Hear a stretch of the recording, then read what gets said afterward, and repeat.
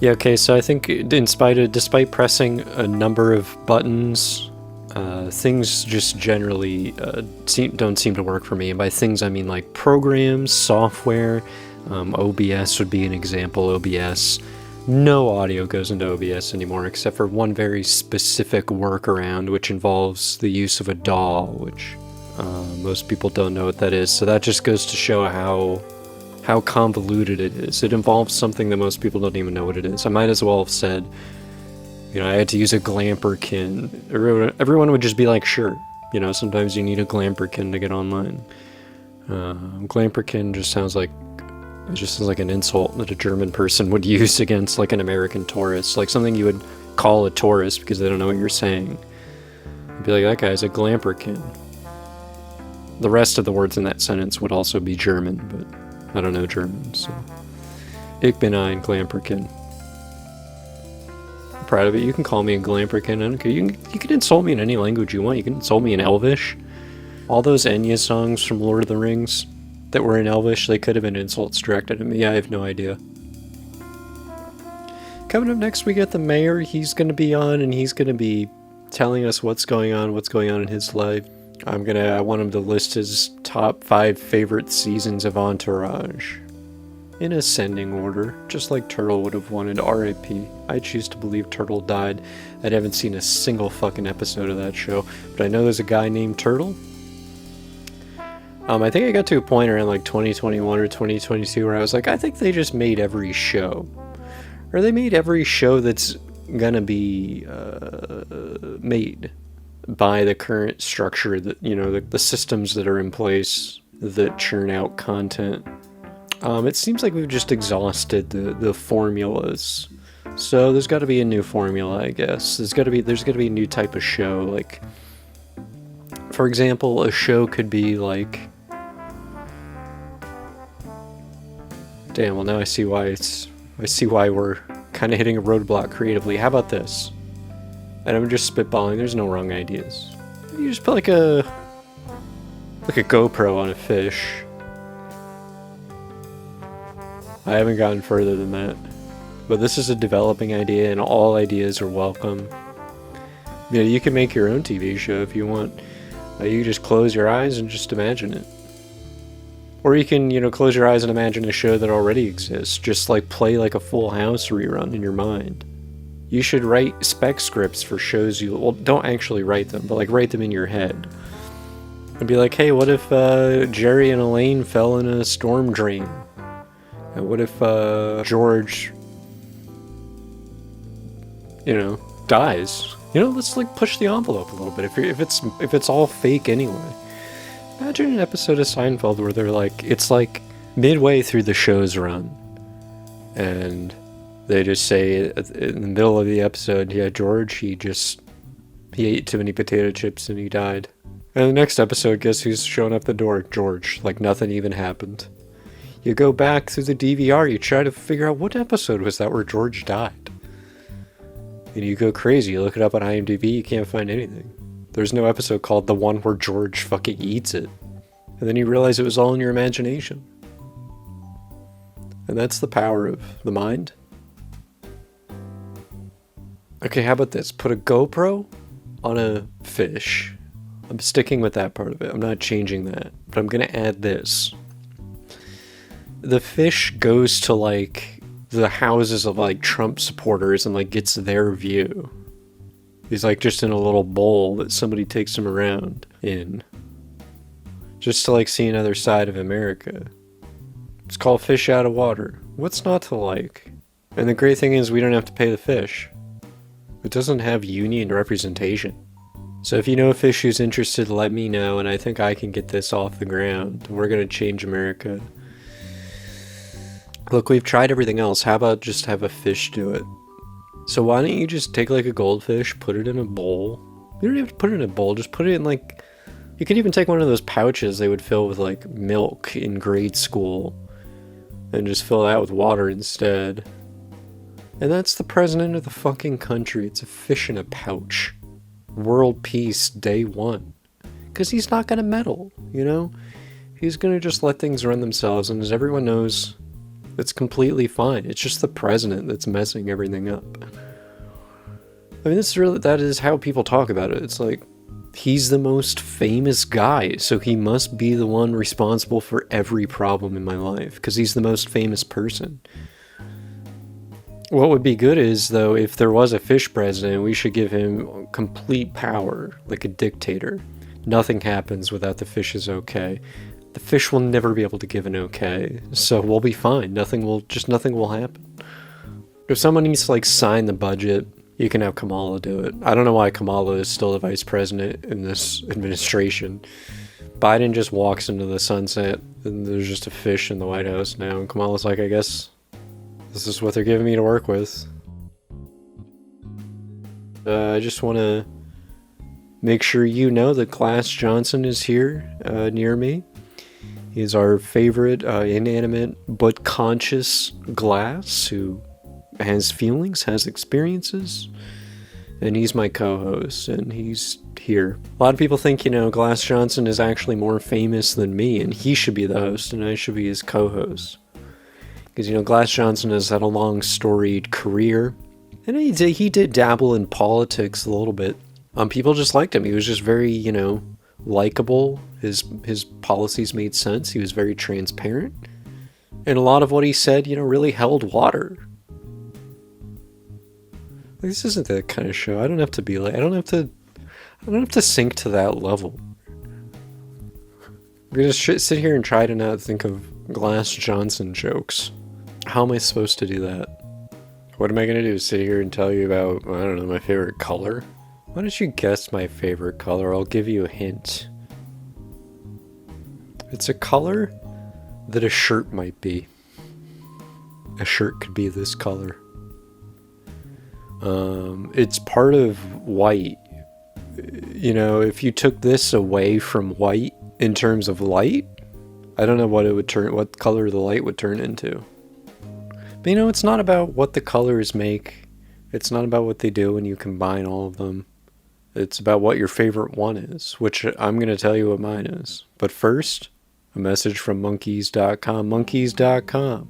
You need monkeys fast? We got several. We got to get rid of these. Overnight shipping guaranteed. If not, we'll send you another monkey. We don't care if the other monkey shows up. Did I say it? Didn't I? We have a surplus. We need to get rid of them. You can have them for free. Head to monkeys.com. Monkeys.com.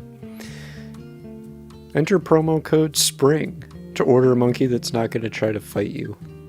Most of the ones we have, they're pissed off at us, but there's a few that are docile, so we'll send you that one.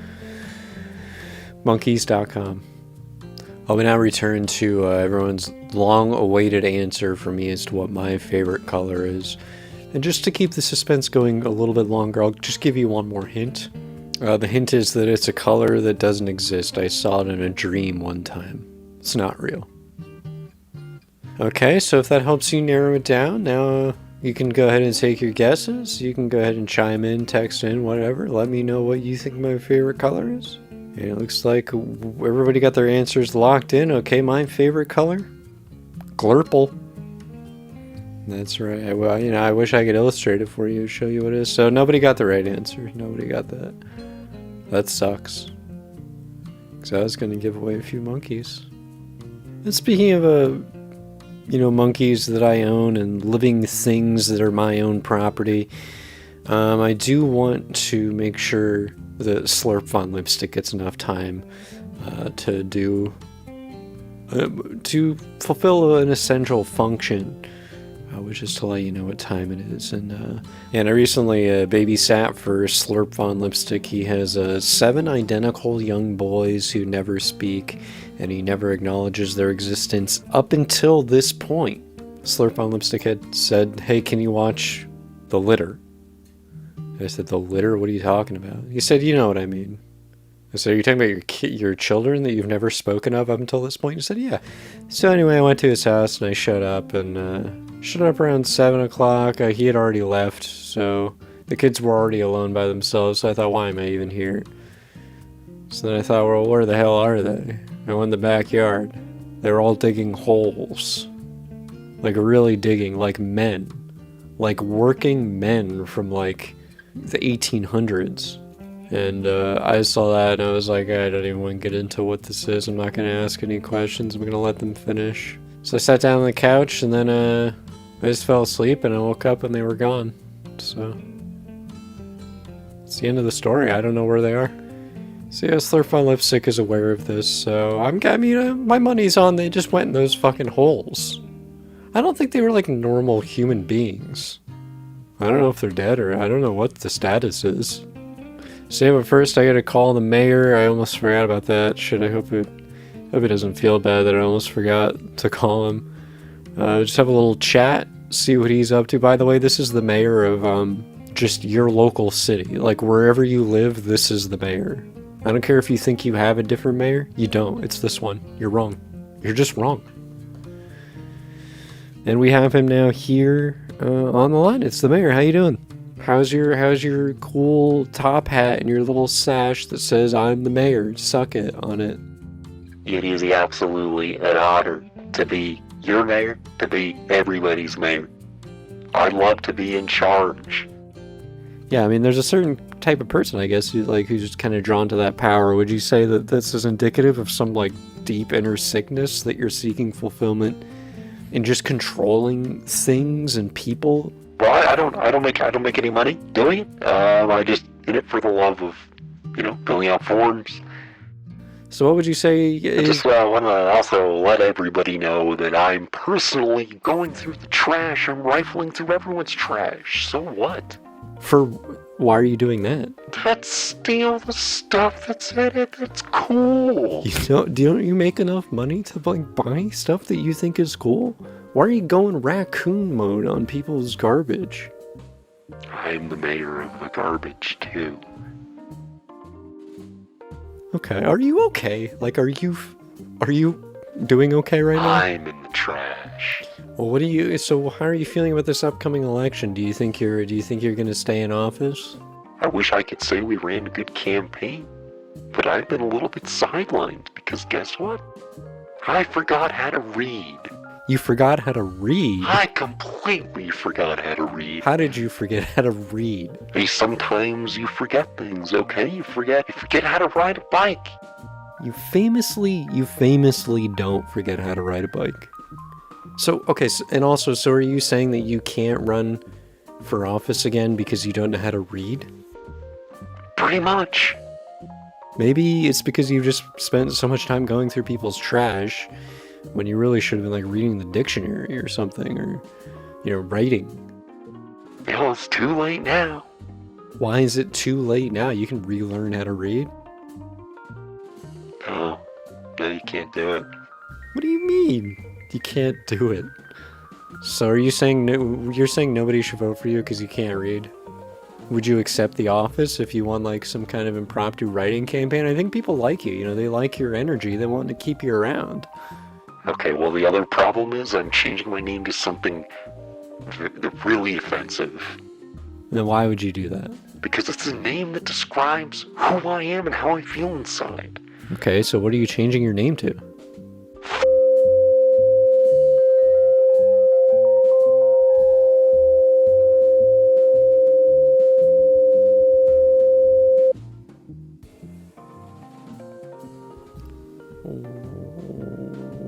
Okay.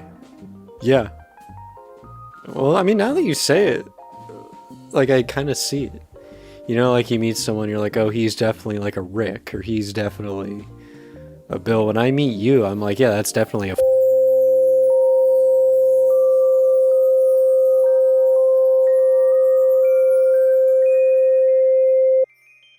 Right? Yeah, okay. Well, hey, best of luck on your journey. I mean, we're all going through it. We're all growing as people. We're all developing. So, well, hey, thanks for calling in, man. You had me on Xbox Live. All right. So that was our politics corner. I want that to be like I want to cordon off, the serious part of the show, and then we'll get to the really fun part. Hey, you can't force anything. I don't care if things are shit. The quickest way to guarantee everything going to shit is when I start caring if it's going to shit. And I actually lifted that from the autobiography of my co-host here, Slurp Von Lipstick. What's interesting is he's released 4 different autobiographies, all telling completely different stories about his life over the years. And he's been confronted with this. People have said, hey, how come all these stories are completely different? And he just says, oh, that other one was it was actually a movie I saw, but I thought it was my life. And so in his latest autobiography, he said that he was a high school chemistry teacher who got cancer, and then he started making meth. And that one, I'm pretty sure that is definitely a show that he saw. So I think we get another revision in the works. He confuses fantasy with reality, because his own reality is so dismal. The only thing that fills his life is clocks and time. It seems an incredibly empty life.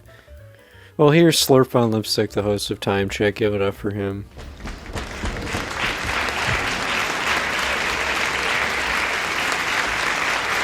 Yes, thank you.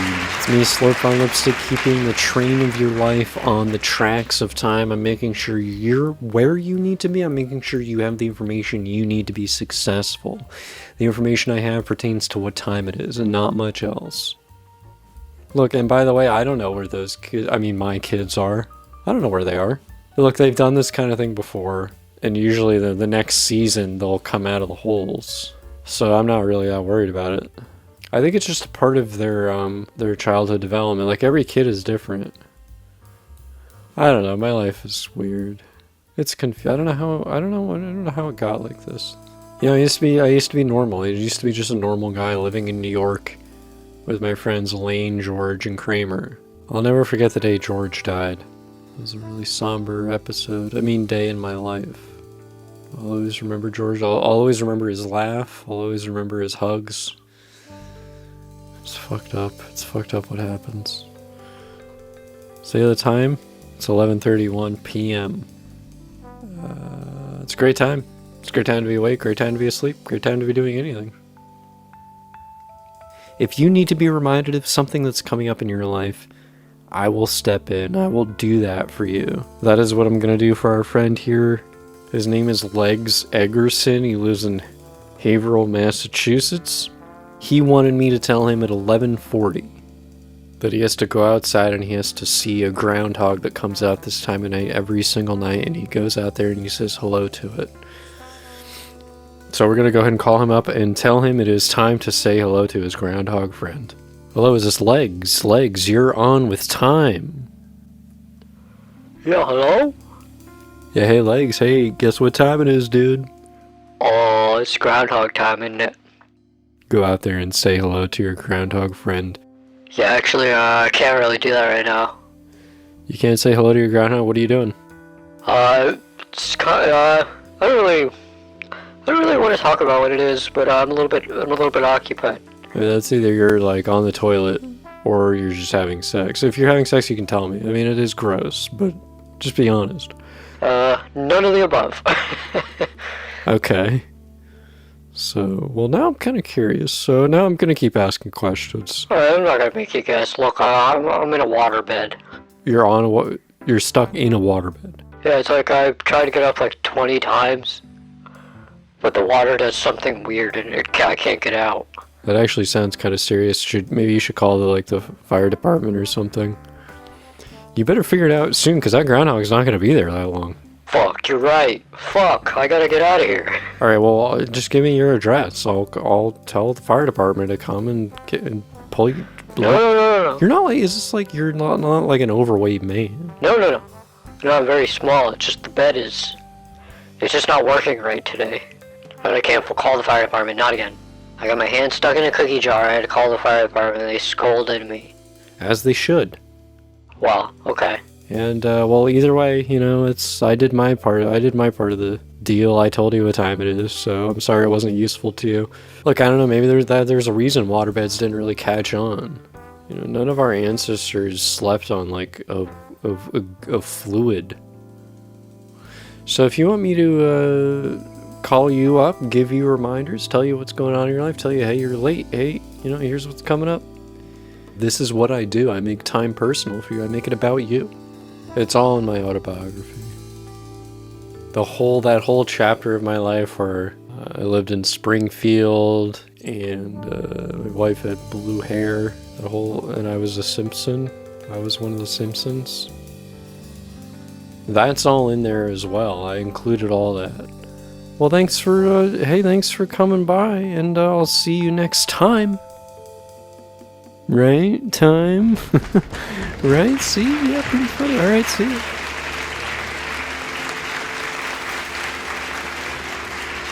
Yeah, give it up. Give it up. Okay. But, my parents had a waterbed when I was a little kid, and I don't know what a waterbed is offering you that a regular bed isn't. It's bubbly, it's gurgly. I feel like I'm sleeping in something that's alive. I feel like I'm like sleeping on the stomach of a whale. And the thing is, once you get to the edge of a waterbed, there's something about it where it's like it's just game over. Like it almost like it pushes you off. It's like normally water just kind of goes with the flow of things. It's the path of least resistance. Sometimes the path of least resistance for water is just throwing you down on the floor. Water isn't made to be your bed. Water is like a wild animal. Let it be free. Thank you. I have to make like 1 million songs. I'm working on these songs. I gotta do some for me, and I gotta do some of them for somebody I know. I gotta help them produce the songs. The songs that I'm trying to make right now are bastards. They're fuckers. They're fuckers. Just like they're like mostly done, but I'm just like I have a hard time completing things. So I'd rather do this, which is definitely a good use of my time. You know, music's fake anyway. There's no reason that anything in music really works. Like, music theory is like a way of, it's a descriptive model of looking at things. It's not prescriptive. So it's looking back and being like, here's why this sounds good. And so you can kind of use music theory to make a song, but you don't really need to. Because you just know it sounds good because you have human ears just like everybody else. So you can figure it out. There's no actual answer to the question of, why do these notes spaced apart in this way? Why do these sound pleasing? They just do. There's a mathematical way to explain it, but there's no reason that that mathematical interval should be interpreted as being pleasurable to us. It makes no sense. So it connects with us in a way that it's more than the sum of its parts. So yeah, I don't know why I make music. The thing is, you can go insane just kind of like questioning all the things you do and all of your behaviors. I guess it reaches a point of diminishing returns. I guess the unexamined life isn't worth living, but the over-examined life is just kind of a pain in the ass. Because it kind of reaches a point where it's like, what is this really about? Because it almost seems to get to the point of being just another thing that you're trying to optimize. It's like another, like the whole finding yourself thing. It kind of just becomes like just becoming obsessed with the inventory management of your own inner psychological life. It's like the inside of your head is like Minecraft. But sometimes the thing that you want to get good at is actually accepting the way things are. Well, you've been great. You've been very good. You've been very well behaved. Are you going to get a little biscuit at the end of this? Alright, if you're listening, I'm about to procure your biscuit. Sit. Here you go. There's your biscuit. No, just kidding. I ate it. I eat your biscuit. You don't get anything. You don't get anything for listening. The episode's enough. The episode is your biscuit. Oh, I am your biscuit. Something I think is funny. This is just my last thought, because this is a thought I had. Next time I go out somewhere and I have a milkshake, I'm gonna say, I drink my milkshake. And I'm just gonna say it really aggressively, and then I'm gonna take a little sip of it. I'm gonna say, it's good. I do drink my milkshake, and it's tasty. Not gonna kill a guy, I'm just gonna drink milkshake. Drink a milkshake. Okay. Yeah, that's all for me.